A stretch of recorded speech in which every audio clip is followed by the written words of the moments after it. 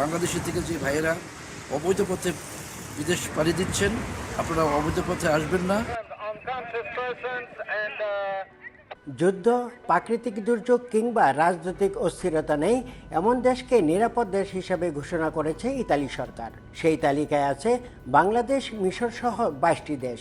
আর এসব দেশ থেকে আসা অবৈধ অভিবাসীদের আশ্রয় না দেওয়ার সিদ্ধান্ত নিয়েছে দেশটির মন্ত্রিপরিষদ। ইতিমধ্যে এ সংক্রান্ত একটি আইনের গেজেটও প্রকাশ করা হয়েছে।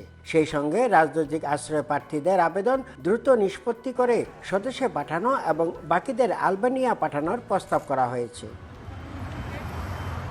ভূমধ্যসাগর পাড়ি দিয়ে আসা অবৈধ অভিবাসীদের মধ্যে চলতি বছরের প্রথম 4 মাসে শীর্ষে রয়েছে বাংলাদেশিরা। এ ব্যাপারে উদ্বেগ প্রকাশ করেছে মেলনি সরকার। এ অবস্থায় প্রবাসী বাংলাদেশিরা আবারও সতর্ক করে দিয়েছেন অবৈধ অভিবাসন প্রত্যাশীদের। যারা অবৈধভাবে সাগর পাড়ি দিয়ে জীবনের ঝুঁকি নিয়ে ইতালিতে আসি, তারা যেন এই পথ পরিহার করি। বাংলাদেশ থেকে যে ভাইয়েরা অবৈধ পথে বিদেশ পাড়ি দিচ্ছেন, আপনারা অবৈধ পথে আসবেন না।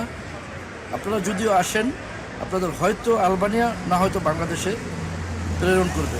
ইতালির গণমাধ্যম জানিয়েছে, তিউনিসিয়া এবং লিবিয়া থেকে সমুদ্রপথে দেশটিতে আসতে সর্বনিম্ন 2000 ইউরো খরচ করতে হয় অভিবাসীদের। চলতি বছরের 13 মে পর্যন্ত ভূমধ্যসাগর পাড়ি দিয়ে ইতালিতে প্রবেশ করেছে 18,248 জন। তাদের মধ্যে 3,709 জন বাংলাদেশি।